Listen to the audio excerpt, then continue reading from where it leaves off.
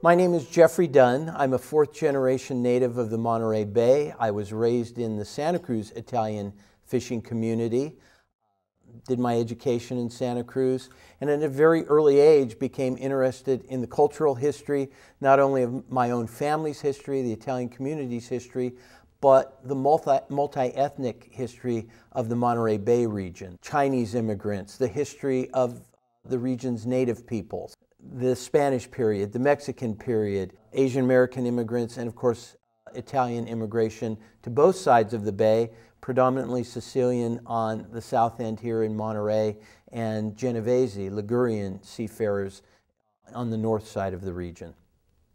So from a very early age, I developed a perception of the world that was shaped by the Pacific Rim, that was shaped by this multicultural history of the region. And I became fascinated in literary expressions, artistic expressions, and other cultural expressions throughout the Monterey Bay and the central coast of California. Very early age, I discovered the Bohemian communities that had lived in Carmel at the turn of the last century, both before and immediately after the great San Francisco earthquake and fire of 1906. I became very fascinated with the history of George Sterling, James Hopper. Jack London occasionally visited the Monterey Peninsula, and that was kind of an initial intrigue for me into this dynamic and rich heritage that we have here in this community. Mary Austin, of course, lived in the Carmel artist colony at that time, and it was an amazingly rich and dynamic group of people writing down there. These are nationally known writers, all living in this very sparse community in Carmel. So that was one of my first great interests culturally. Then I became, of course, fascinated with John Steinbeck, and I was interested in his Salinas writings. But more interestingly, I was interested in his relationship with Ed Doc Ricketts and also Joseph Campbell, and this worldview that they developed here in Monterey, right on the peninsula at Cannery Row. Now this is the Steinbeck who's a little bit separate from East of Eden and some of his other great agricultural related works. And the Steinbeck that was the artist and crafter of the myth of Cannery Row and the myth of Ed Ricketts. And I really got into his fascination with the tide pools, with his holistic environmental view, with this worldview that embraced sort of the Tao of the modern era. And so that became a secondary interest for me. And I realized that these two great artistic expressions in the Monterey Bay region were linked by place. Both groups, the earlier group and Steinbeck, were fascinated with the biology of the tide pools, the artistic resonation of Carmel Bay, of the pines, of the mountains, of the Carmel River. And they were in tune also with cultural expressions, not only of their little groups, but of the Chinese, of the Japanese, of the Italians, of the native people, of the Californios who lived here before them. And it all created sort of this rich dynamic that fueled their art. The parallel is, of course, out in the Monterey Bay, we have this great Monterey Canyon that fuels the biological diversity of the bay, and the same sort of cultural residue was what was feeding the richness of not only writing, but art and other types of cultural expression here in the region. For me, one of the fascinating things about culture is the geopolitical roots of culture, wherever it manifests itself. You have this great moment in the 1920s in Paris. You have moments in South America in recent times where there's this great culmination of artistic expression. Well, here on the Monterey Peninsula, a lot of it had to deal with the early draw the early magnetism of San Francisco. And you had the first roots of Bohemian culture in San Francisco in the 1890s and 1900s. Really, there's a fascinating amalgamation of artists, writers living in San Francisco at that time who are coming west to California to embrace this California dream, to encounter the magnificent landscapes of California, and San Francisco becomes a hub of culture. There's a Bohemian club there where people, literally join the club.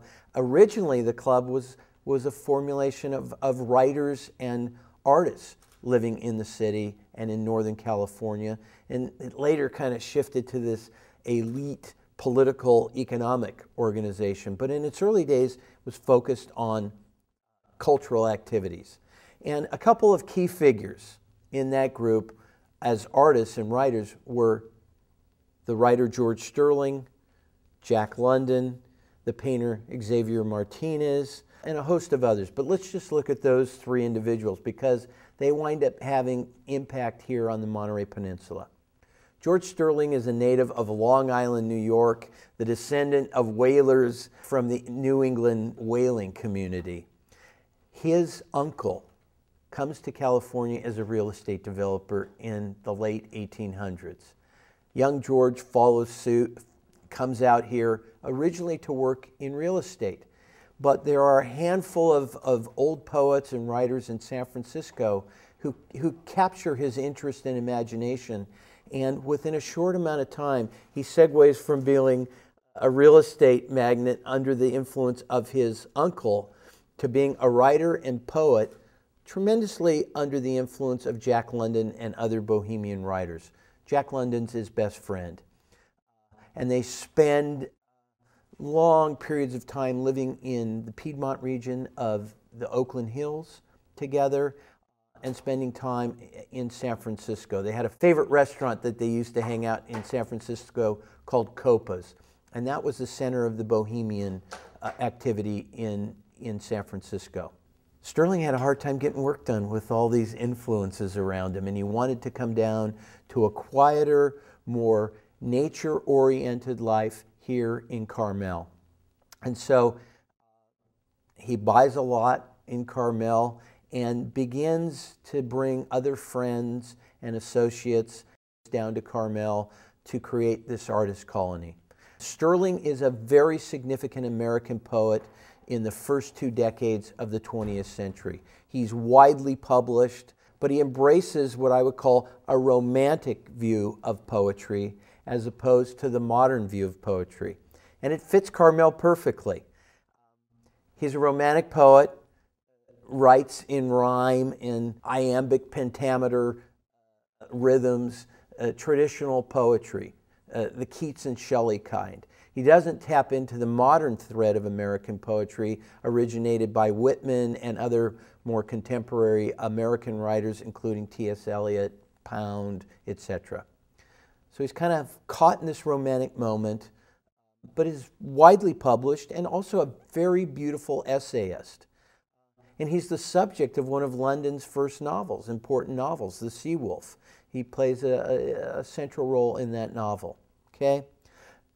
James Hopper, another important writer who grew up in the Bay Area, goes to Cal, is a legendary football player at Cal, moves down there as well. They're best friends. Their wives and families move down there. And suddenly you have a critical mass, a cluster, if you will, of active artists and writers living in the community.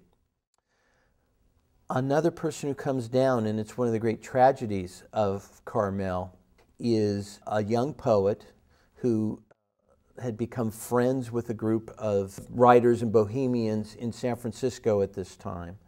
Nora Mae French is her name, and she is also a widely published poet and essayist and short story writer. She comes down to live with the Sterlings. She's encumbered in a series of romantic interludes. Great drama ensues. Several men are apparently in love with her at this time. The individual she's in love with is not. She has a broken heart. She's prone to depression. She commits suicide by taking cyanide potassium in a tent right next to the Sterling's home in November of 1907. And this great darkness after this suicide sort of descends upon Carmel. Sterling himself leaves for a while. London decides to move up to Sonoma County, doesn't want to be really any part of the Carmel scene anymore. His wife thinks it's a bad influence on him. She doesn't really like Sterling. So he moves north instead of moving south from the East Bay. And then gradually, after this death, the Carmel scene comes back, enlivens itself, and has a second act with a whole other host of writers. So there's this rich literary tradition in Carmel from the early 1900s well into the 1920s. After this second sort of spurt of artistic expression in Carmel, we have another one take place. Robinson Jeffers, the great American poet of the pre-World War II era, is attracted to the south coast of Carmel, Big Sur, the majesty of Big Sur. And he's familiar with the Bohemian crowd. And he becomes friends with Sterling, and he's an admirer of Sterling. And in fact, George Sterling, who really is, I really want to emphasize, a great literary essayist, writes a book about Jeffers, an appreciation of him, and really this becomes the first national recognition for Jeffers. Sterling writes this right before he himself commits suicide in 1926. So you have these series of suicides that take place, all of them very much linked to Carmel. Sterling's wife also committed suicide after she left Carmel. Sterling becomes a proponent of Jeffers, and of course Jeffers creates this majestic work of poetry around the Carmel Valley and Big Sur for 20 and 30 years. So you have this great period of artistic expression taking place in this region from the early 1900s to World War II. And then if you include Steinbeck and his writings about Doc Ricketts that first appear in Cannery Row and then stretch out into Sweet Thursday, you have this period of 50 years of tremendous artistic expression in this region that is really not only national in impact, but has international ramifications. And it really is this amazing oeuvre of artistic expression springing right here from this peninsula and the region of Big Sur.